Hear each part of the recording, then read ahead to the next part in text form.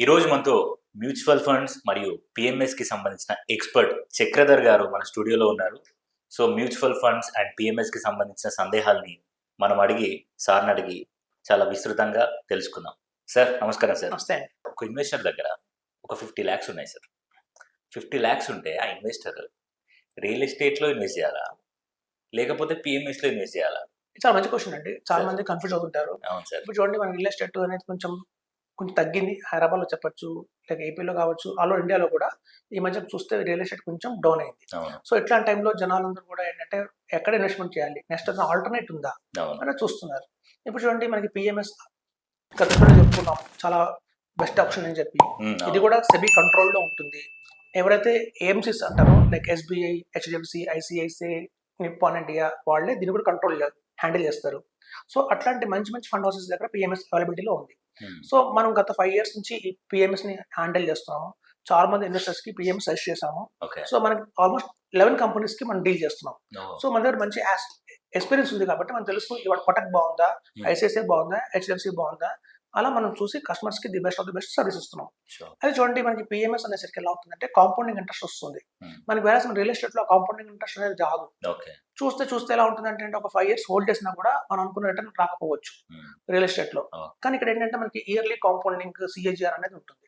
So ఎవరైనా కనుక 5 years కనుక హోల్డ్ చేసినా, బెస్ట్ ఎగ్జాంపుల్ చెప్తారండి, రియల్ ఎస్టేట్ కొనే వాళ్ళందరూ లాంగ్ టర్మ్ కోసమే కొంటారు. ఓకే, మన వాళ్ళు కొన్నామా, ఒక 20 ఏళ్ళు వేద్దాం దాన్ని, 20 ఏళ్ళ తర్వాత మనం చూసుకుందాం, మన పిల్లల భవిష్యత్తు కోసం, పిల్లల మ్యారేజ్ కోసం వాళ్ళు లాంగ్ టర్మ్ వ్యూలోనే కొంటారు. అవుట్స్కట్స్కి వెళ్ళి ఓపెన్ ప్లాట్స్ తీసుకుంటారు. ఇక్కడ చూడండి, మన కాంపౌండ్ ఇంట్రెస్ట్ ఇంపాక్ట్ ఎలా ఉంటుందంటే, ఎవరైనా కనుక పిఎంఎస్ లో 50 lakhs పెట్టి వదిలేస్తే ఫర్ 20 years మీరు నెంబర్ వాళ్ళకి వచ్చి 20 crores. 20 crores within 20 years. 20 years లో at 20% CAGR అని చెప్తున్నాం కూడా. సో కాబట్టి ఏంటంటే అలా లాంగ్ టర్మ్ లో తీసుకుందాం ఏదన్నా మంచి ఆప్షన్ అంటే పిఎంఎస్ ఒక తరం కాదండి, 3 తరాలకి బెనిఫిట్ అవుతుంది. సో మనకి బెనిఫిట్ అవుతుంది, మన నెక్స్ట్ జనరేషన్స్ కూడా బెనిఫిట్ అవుతుంది. ఇప్పుడు చూడండి, పిఎంఎస్ లో మనకి పార్షియల్ ఆప్షన్ ఉంది. మనం పెడతాం 50 lakhs, అది క్రమేణా ఒక 5 years కి 1 CR అయింది అనుకోండి, మనకి ఎమర్జెన్సీ వచ్చింది అనుకోండి, ఒక 20 lakhs డ్రా చేసేయచ్చు, 10 lakhs డ్రా చేయొచ్చు. సో అలా పార్షియల్ గా ఎప్పుడైనా మనం విత్డ్రాల్ చేయొచ్చు. లిమిట్ ఏంటంటే 50 lakhs మెయింటైన్ చేయాలి, ఒక బ్యాలెన్స్ లాగా. ఓవర్ అండ్ అబౌవ్ 50 lakhs ఎంత ఉన్నా కూడా మనకి ఎమర్జెన్సీ వస్తే విత్డ్రా చేసుకోవచ్చు.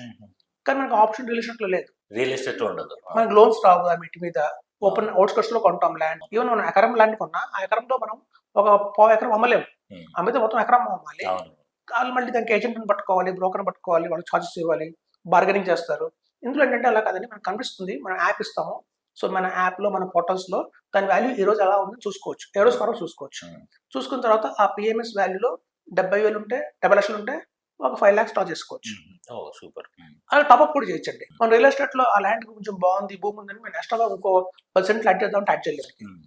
ఇందులో పిఎంఎస్ లో ఏంటంటే మనకి 50,000 రూపీస్ మినిమం గా కూడా మనం టాప్అప్ చేసుకోవచ్చు.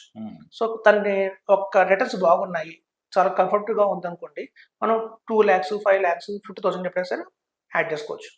మేము చెప్పేది ఏంటంటే మాకు ఇన్వెస్టర్స్ అందరికీ కూడా ఎప్పుడైతే కొంచెం మార్కెట్ డౌన్ అవుతుందో, కొంచెం కరెక్షన్ అవుతుందో, ఆ టైంలో కనుక మీరు యాడ్ చేసుకుంటే ఎక్స్ట్రాగా ఈ రిటర్న్స్ బాగా ఎక్కువ వస్తాయి ఫ్యూచర్లో చెప్తాం. సో కాబట్టి 10 years లో కూడా 7.5 crore వస్తుంది. సో కాబట్టి this is the best of the plan చెప్తున్నాము పిఎంఎస్. చాలా మందికి అవగాహన లేదు దీని మీద, ఇప్పుడు వింటున్నారు. ఇది 1993లో వచ్చినా కూడా ఇప్పుడు కొంచెం ఆదరణ వచ్చింది.